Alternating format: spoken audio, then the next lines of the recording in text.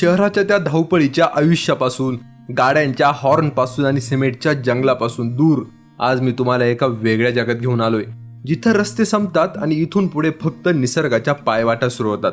एका अशा डोंगराळ भागात आज आपण आलो आहोत. मग मतदानाला कसं चालतंय माझं? तू बोल मला आता. गरिबांना सुद्धा पोर द्या पाहिजे काय? आज पोर मी गरीब म्हणून दिली, तो कधी सुधरल, कधी कामाला लागल हे म्हणा.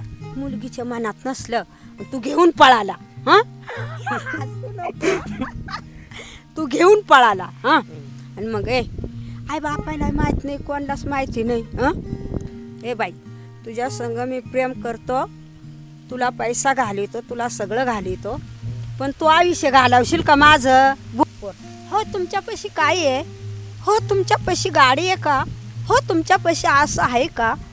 असं विचारायचं, तर मुलगीना पास करायचं ना तर करायचं ना. ही एक शाळा आहे, इथल्या गावातल्या आणि गावाच्या आजूबाजूला राहणाऱ्या विद्यार्थ्यांसाठी एक शिक्षणाचं माध्यम बनलंय. यांना पण मिळते पैसे घालतात. मग इथं काही पैसे नाही लागते. तुला कोण सांगितलं प्रायव्हेट शाळेमध्ये बाहेर शाळेतले पैसे घालले जातात?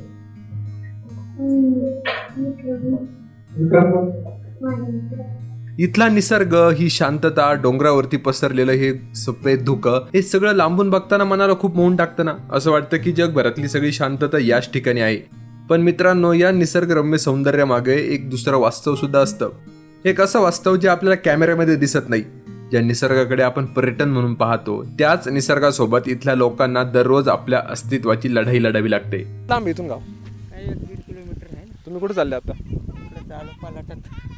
हा ना, तुम्हालाच पाठवतो पहिल्यांदा. काकांचा नंबर घेतो, काकांना पाठवून देतो. काय करता काका तुम्ही? आता बकरी चारी शेती वगैरे पालाट काही आहे की नाही? सोयाबीन वगैरे तुमचं काय होतं? भात होता का काय होतं? पाटे होते पण मग खर्ची नाही काय.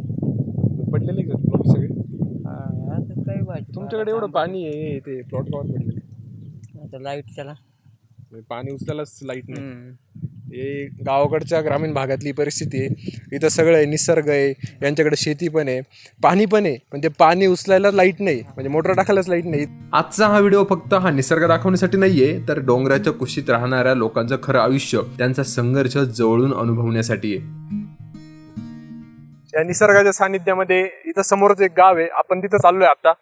त्या गावामधली मराठी शाळा, तिथल्या लोकांचं जीवन, त्याच्यानंतर बाकीचं शेती, बाकीचे छोटे मोठे प्रॉब्लेम, आणि आपलं मेन मोटिव्हच आहे की या निसर्गाच्या सानिध्यामध्ये राहणाऱ्या लोकांचे नक्की प्रॉब्लेम काय. कारण निसर्ग आपल्याला दिसताना खूप भारी दिसतो, पण जेव्हा आपण त्याच्या जवळ जातो ना, तेव्हा त्याच्यातली वास्तविकता कळते. एक दिवस आपण फिरायला येतो ना, तेव्हा ते निसर्गाचं आपुलकी वाटते, पण जिथे जे कायम लोक राहतात त्यांची खरी अवस्था काय ना, ते बघण्यासाठी आज आपण या गावामध्ये चाललोय. डोंगराच्या एका कडेला जिथं वाराही थेट डोंगराला आदळतो, तिथं मला एक छोटंसं घर दिसलं. इथे एवढं सगळ्या डोंगरांच्या आणि जंगलाच्या भागामध्ये ना आपल्याला इथे एकच घर दिसतंय, आणि या घरामध्ये एक आजी राहते. आपण त्या आजींकडे जाऊया, नक्की त्यांचं दिवसाची सुरुवात नक्की होते कशी, आणि एवढ्या याच्यामध्ये त्या आजी राहता कशा. आपल्या घराच्या उंबऱ्यावरती पाऊल ठेवलं आणि मन सुन्न झालं. मातीच्या भिंती, डोक्यावरती गळके पत्रे आणि पावसाळ्यात घरात ठिकठिकाणी मुरणारं पाणी. आज या वयात जेव्हा माणसाला आराम आणि एका सुरक्षित छताची गरज असते, तेव्हा इथं हे आजी आणि त्यांच्यासोबत आजोबा या परिस्थितीचा सामना करत राहतात. आपण आता 5Gच्या काळामध्ये जगतोय. जर आपल्याकडे 2 मिनिटं नेटवर्क गेलं, 2 मिनिटं आपल्याकडे लाईट गेली ना, तर आपल्याला असं कसं तरी होतं. 2 मिनिटं आपल्या घरातला बल्ब जरी बंद झाला ना, तरी आपण जगू शकत नाही. आणि आता मी ज्या आजींच्या घरी आलो ना, तिथं लाईटच नाहीये. त्या एवढ्या माळ रानावरती विदाऊट लाईटीच्या राहत आहे. तुम्ही आता हे घर बघा, जंगलातलं घर आहे आजी. आजींचं घर आहे, कशाची सोय नाही आमची. हा, मी कशाला घाबरू? आजींचं घर आहे. आजींच्या घरामध्ये ओल येते, म्हणजे इतकी अडचण आहे, इतक्या अडचणीच्या ठिकाणी आजी राहता, तरी इथपर्यंत लाईट पोहोचलेली नाहीये. म्हणजे आपण इतक्या प्रगतीच्या गोष्टी करतो, इन्फ्रास्ट्रक्चर आपल्या महाराष्ट्रामध्ये इतकं मोठं उभं आहे, आपण इतक्या मोठ्या लेवलला आज गेलोय, तर ह्याची परिस्थिती काय? विदाऊट लाईट, विदाऊट पाणी पण नाही ना आजी तुम्हाला इथं? प्यायला पाणी नाही भाऊ, त्या हिरीवरती जा लागत आहे प्यायला. तेवढं लांब? हो आजी आज माझी वय काय आहे, मी पाण्याला कुठं जाते माहितीये का? एवढं लांब जायला लागतं. सांग तूच हे कर. हा, हे बघा, हे आजींचं घर आहे. ती सगळी वला आली पाय घे पाहू. आजी घर भारी ठेवलं पण तुम्ही, हो पसारा विसारा एकदम भारी ठेवले मध्ये. मग आता काय करायचं सांग जाऊ. तुम्ही इथं जर बघितलं ना, इथं पूर्ण घराला ओले. हा खालून म्हणजे पूर्ण असं पाणी असं वरती आल्यासारखं वाटतंय. पूर्ण पाणी ते पाऊस नाही का त्या टायमाला झालं हा आता माग हो तेव्हा ते पूर्ण पाणी इकडं आलं. तुम्ही राहता कशा आजी? मग राहतो मग आता काय बाबा तुम्ही दोघच राहता? हो एवढं पाण्या पावसाचं खाली झोपायची वगैरे सोय? इडप याच्यावर झोपतोय भाऊ. मग उगाच मी भाऊ घाबरत नाही कोणाला, अजिबात कोणाला घाबरत नाही. घाबरायची गरजच नाहीये ना. आपण नियमानेच बोलायचं, कोणाला भांडण करायचं नाही, काही नाही. मग ते जर नाही ऐकू लागले ना मग पुढचा विचार करायचा. हा ही आत्ताची परिस्थिती आपल्याकडची. आपण बाता खूप मोठमोठ्या मारतोय, विकास इन्फ्रास्ट्रक्चर येते. इथं साधारण राहायची सोय नाही, राहायची सोय जरी आहे इथं पाणी आहे. तेव्हा इथं पाणी पाजरताना आजींनी पाणी काढायला इथं आहे ना घराच्या खाली होल पाडलेलं आहे. काढायला बघून घे पाय बरं. या घरामध्ये ना नीट बसण्या एवढी सुद्धा कोरडी जागा नाहीये. पावसाच्या दिवसात छतामधून सतत पाणी ठिपकत असतं, जमिनीमधून पाणी खाली मुरतं, पण तरीही त्यांच्या चेहऱ्यावरती नशिबाविरुद्ध कुठलीही तक्रार आपल्याला दिसत नाही. या संपूर्ण घरामध्ये फक्त ही आजी आणि आजोबा राहतात. आम्ही इथं आलो तेव्हा आजोबा गाई चारण्यासाठी गेले होते. हे दोघं इथं एकमेकांचा आधार बनून वाढत्या वयासोबत शरीर साथ देत नाहीये, पण पोटाची भूक आणि रोजचा संघर्ष त्यांचा थांबत नाहीये. घराची ही बिकट परिस्थिती पाहून मला एक प्रश्न पडला की आपण छोट्या छोट्या गोष्टींसाठी किती कंप्लेंट्स करतो ना, आणि इथं लोक एवढ्या बिकट परिस्थितीतही एकदम हसत मुखाने जगतात. करून तुम्हाला आई वडील असेल, 2 पैसे लावले असतील, शिक्षण दिलं असेल, हा तुम्ही मनानेच केलंय का? तुम्हाला आई वडिलांनी पोचलंच असेल ना, आम्ही इथपर्यंत आलोच नसतो ना. आलाच नसताना. बरोबर सांग बरं. 2 पैसे तरी आई वडिलांनी तुम्हाला लावले असतील, हा तर सगळे सारखे राहते नाही भाऊ. हा काय सांगायचं आता. लहानपणापासून मुलांना सांभाळून इथपर्यंत मोठं करून त्यांचे लग्न वगैरे करून जर ही परिस्थिती बघावं लागत असेल तर नक्की मुलं जन्माला घातलेच का पाहिजे असा प्रत्येकाला प्रश्न पडू शकतो. या शेती करता इथं राहतो. हे खत आहे ना, टोल्या या खताच्या ट्रॅक्टर समजत का तुला? ते मी शेतकरीच आहे. शेतकरी राहत कसं होपी ते सांग का तुला? हे बाई तांबाटीला नेतात ट्रॅक्टर भरून 3000 ओपितो, पण ते कधी पार दिवाळीच्या नंतर नेतात. कोरडं झालं का मग. पाऊस उघडल्यानंतर. हो असं. किती ट्रॅक्टर जातं वर्षभरात? 4 ट्रॅक्टर भरत आहेत. मग तेवढंच कसं 2-4 महिने निघत असं. आणि मग या पाय एक खतची आता या पाय ते फुलं गंगावर ओपीच्या फुलं नाही का, आपले माळीला फुलं ओपीच्या नाही का, लाल फुलं, त्यांना शान खत टाकीचे मी. ते चांगलं राहतंय ना. त्या तिकडं ती जांभूळ दिसते नाही का, तिकडं वावर आहे भाऊ. हा तिकडे. आजीचं वय पाहिलं तर वाटतं की त्यांनी आता शांत बसावं, विश्रांती घ्यावी, पण गावामध्ये विश्रांती हा शब्द बहुधा कोणाच्याच नशिबामध्ये नसतो. सकाळी सूर्य उगवण्याच्या आधीच आजींचा दिवस सुरू होतो. गाई गुरांचं शेण काढणं, गोठा झाडणं, चुलीसाठी लाकडं गोळा करणं, हे सगळं आजी स्वतः करतात. त्यांच्या सुरकुतलेल्या हातांमध्ये आजही तीच मेहनत, तीच जिद्द असते जी त्यांनी आयुष्यभर जपून ठेवली. गुरं किती तुमच्याकडं? हाय 10 ना भाऊ. तर ते बी ते म्हाताऱ्याला होतही नाही तरी ते गुरवळीच आहे. काय सांगतो हे पाय आता मी हे एवढं शान टाकायला लागत आहे. पाय बरं सांग माझी वय काय तरी मी शान टाकते. आणि तुम्ही इकडचा भाग बघू शकता. अशा ठिकाणी उभे ना, म्हणजे ही जागा इतकी खतरनाक आहे. समजा माती आली, पाण्या पावसात काही वाहून आलं तर डिरेक्टली इथं आजीचं घर आहे. अशा ठिकाणी आजी राहते. म्हणजे कुणी पण आहे ना, आपल्या आईवडिलांना आहे ना काही नाही केलं ना, त्यांनी आपल्यासाठी खूप काही केलं. आपण 2 गोष्टी केल्या पाहिजे, त्यांना सांभाळलं तरी पाहिजे कमीत कमी. बाकी आजी सरकारकडून काय मागणं तुमचं? काय केलं पाहिजे सरकारने तुमच्यासाठी? आपण काही जरी केलं पण गरिबाच्या लायकीचा सरकार नाहीच आहे. तू मला काही बोल. हा बरोबर. तू मला माझ्या मुलग्यासारखा बोलू राहिला, मला पटलं प्रश्न. पण दुसरे समोर आले, तू मला किंवा आली इथं, पण दुसऱ्याला नाही येत. सांग बरं. आपण कोणाला वाईट बोलत नाही, काही नाही भाऊ, काहीच नाही. फक्त एकदम नियमाने बोलायचं. बरोबर का नाही? मग कशाला असं. मोठ्या लोकांकडे जसं सरकार लक्ष देतं ना, तसं ग्रामीण भागामध्ये, खेड्यापाड्यांमध्ये आणि खेड्यापाड्याच्या कानाकोपऱ्यात राहणाऱ्या लोकांपर्यंत लक्ष दिलं पाहिजे. पक्ष कुठलाही सत्तेत असो, कोणी असो, BJP असो, काँग्रेस असो, शिवसेना असो किंवा राष्ट्रवादी असो, पण प्रत्येकाने ना ग्रामीण भागातल्या तळागाळातल्या लोकांसाठी थोडंफार तरी काहीतरी केलं पाहिजे. इथं आज वेळ लाईट नाही, साधी लाईट पण नाही, तर मग आपण गप्पाच मारल्या नाही पाहिजे विकासाच्या. हो बरोबर. आणि माझा ऐक भाई, आता तुला सांगते बाकीच्या बायांना याचं पगार चालू केलं. मी लाडके बहिणीचं त्यांचं ते पगार चालू केलं.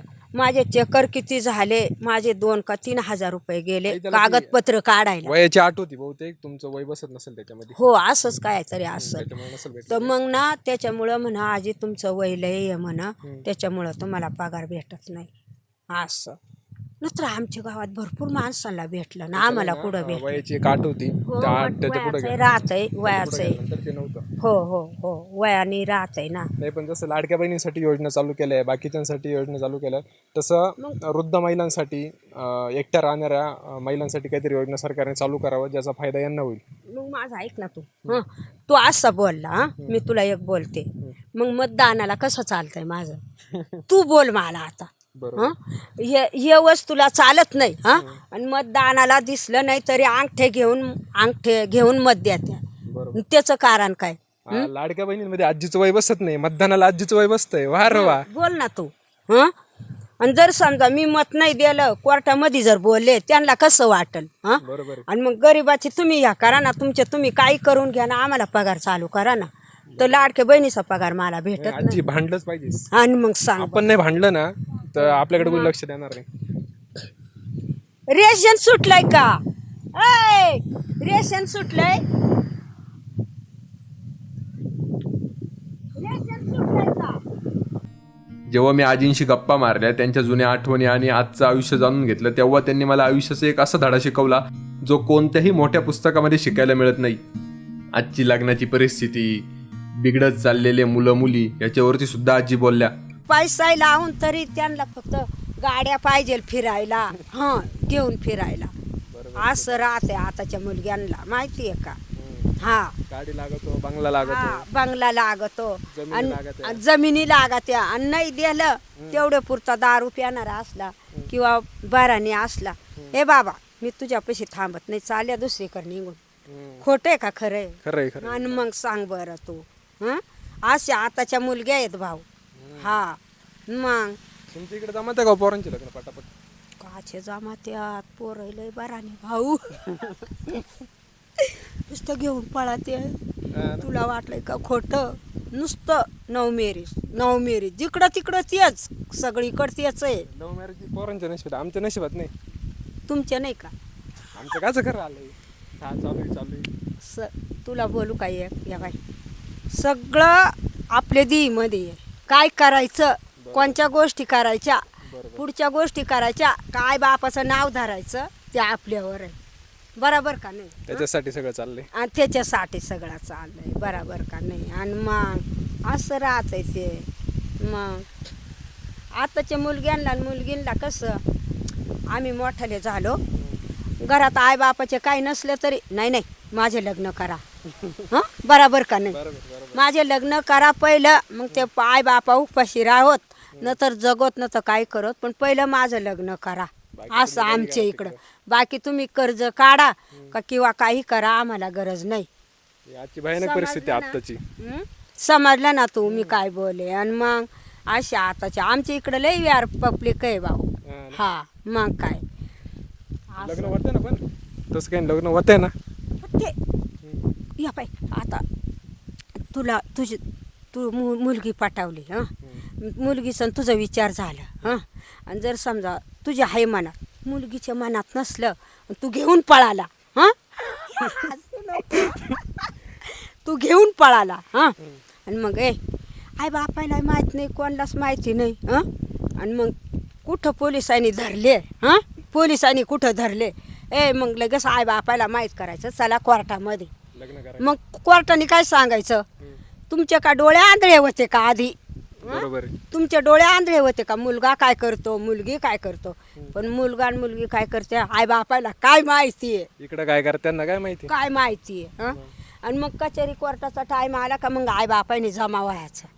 म्हणजे अशा गोष्टी यात लग्न लावून द्यायचं पण नंतर. आणि मग कोर्ट काय म्हणतंय, भांडणं करायचे नाही, काही नाही, लगेच माळी घालून द्यायच्या कोर्टामध्ये. असं चालू आहे आता.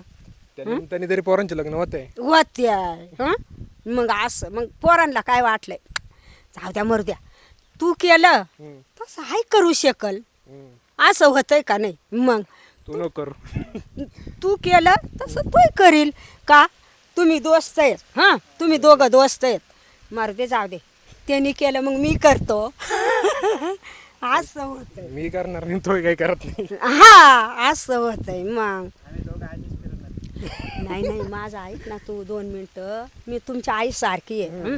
हां आणि जर समजा या पाय आता या बाय ए पुरीचे आणि पोराच्या मनावर राहतं.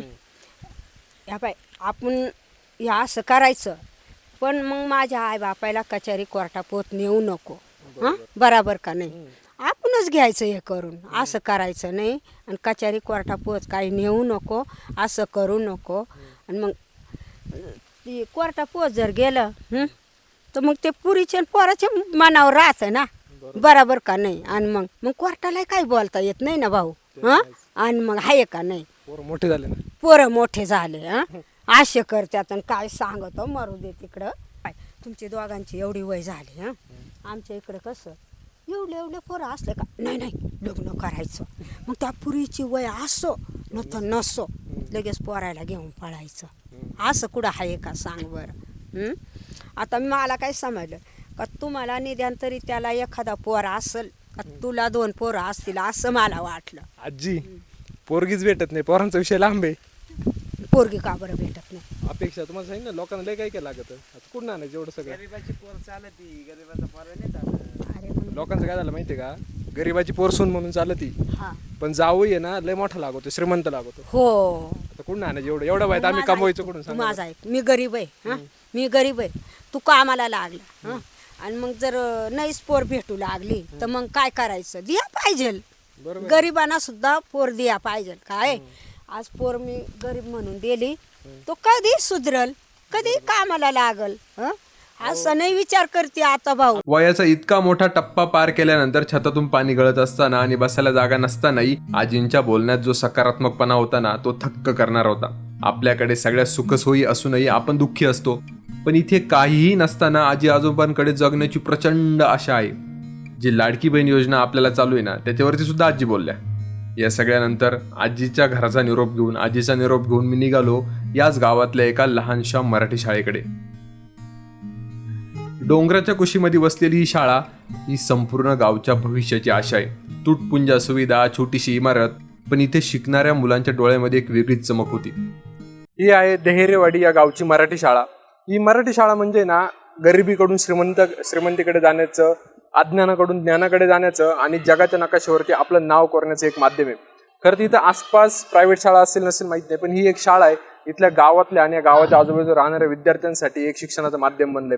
आज जर तुम्ही शहरामध्ये गेला ना मोठमोठे कॉन्व्हेंट स्कूल आहे, प्रायव्हेट शाळा आहे, लाखोंची फी आहे, पण ही शाळा मराठी सरकारी शाळा आहे इथल्या विद्यार्थ्यांचं आयुष्य घडवते, नशीब घडवते. इथनं याच शाळेमधनं तुम्ही आजपर्यंत बघितलेलं असेल मोठमोठे IAS ऑफिसर याच मराठी शाळेमधून झालेत.